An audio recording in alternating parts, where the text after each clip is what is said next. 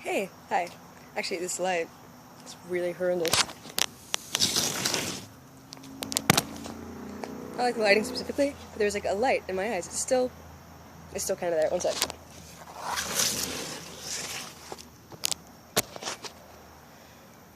Okay, that's a bit better. I don't know if the background is as cool. Yeah, you'll just have to deal with that. Okay, so now I've kind of distracted myself from what I was going to say. Also, it's really hot out here. It's like my face turning red. Okay, so tomorrow is going to be the controlled thoughts variable. And okay, so this morning was unhappy again. I think I was getting really sick of this blog and just had this complete realization of trying to compensate for all of the bad negative thoughts in the world, like suicidal and stuff like that, for food, and wishing just so harshly that that's what it is, because that makes it so curable, so understandable. And to an extent, I really do still feel that it puts you at the predisposition to make those thoughts spiraling into suicide. But it was consuming again, and I had those exact mental negative reactions, and I was like, you know what? I'm having mental negative reactions, and I've been having good food, and it has nothing to do with that, obviously, so the world just freaking sucks, man. It just sucks. And then I felt my face, and I've got like this pimple. I don't know if you can see it. Maybe you can. It's right there. There's another one on this side too, and my bowel movement was pretty gross. And it's like my body was also mentally negative reacting, because yesterday I had a Chilton and a Vesper Martini. That's all I did. And I think there's the whole rebounding emotion, you know, the equal and opposite emotions theory, that there has to be that contrast. And I never would have felt, if I hadn't done keto and gone all grass-fed and organic and eating just vegetables, nothing processed, nothing from bags or boxes or really any of that. It was just all kind of natural. And then going from that and then having something so processed, like, it had to be a rebound emotion. I don't think I would have ever known otherwise. Like, if I just had been on keto all my life, I never would have known. If I'd just been eating fast food all my life, I never would have known. And that's kind of a spiel on that. I'm a little nervous about tomorrow,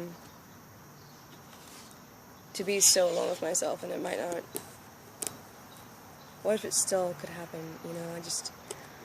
I'll be having the same thing I've been having for 3 days, not counting the Chilton and the Vesper and random fries and, you know, the burger I ate today. And yeah, it's been really, really hard. And the issue is I've actually failed at this part of the study, because it turns out Abby's coming back in about 2 weeks from Spain. So whenever everybody else moves in, there's no way I can control my exact environment and thoughts.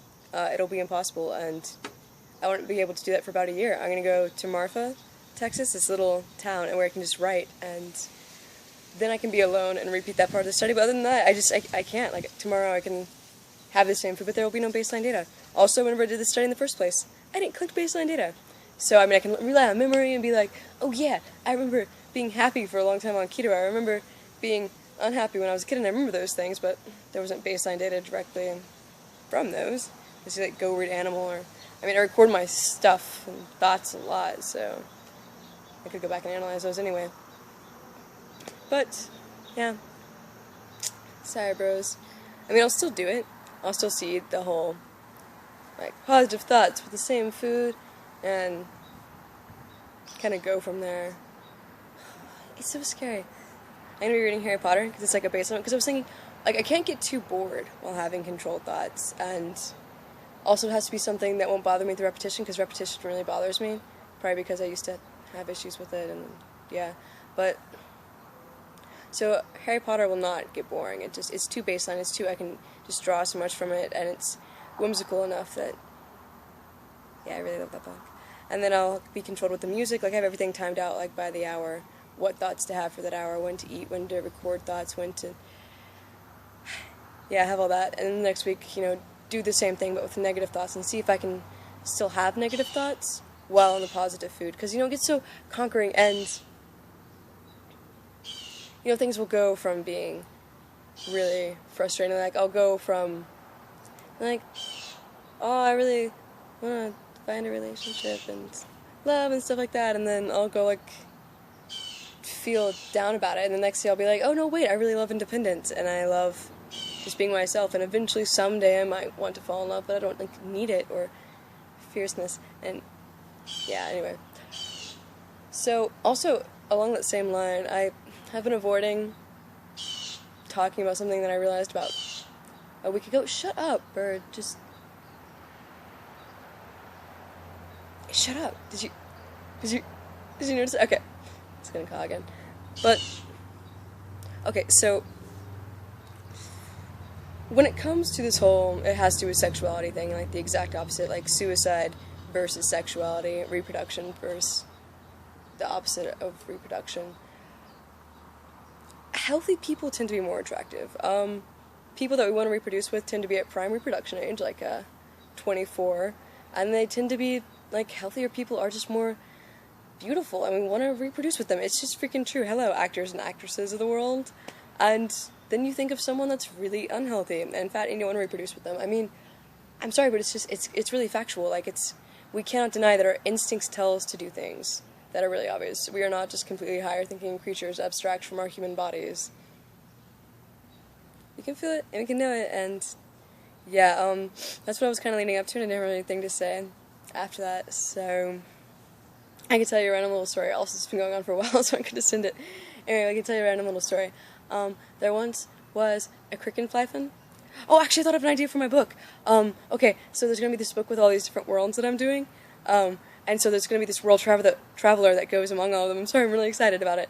So he's going to go to these worlds. Please don't steal this idea, anybody. So he's going to go to these worlds, and it's going to be one that's been destroyed, and it's just kind of in ash, but it's still like a sphere, and there's a piece of paper there, and he picks it up, and it tells you what happened in that world on one page, and then it tells you how it ended in the last revelation that they had.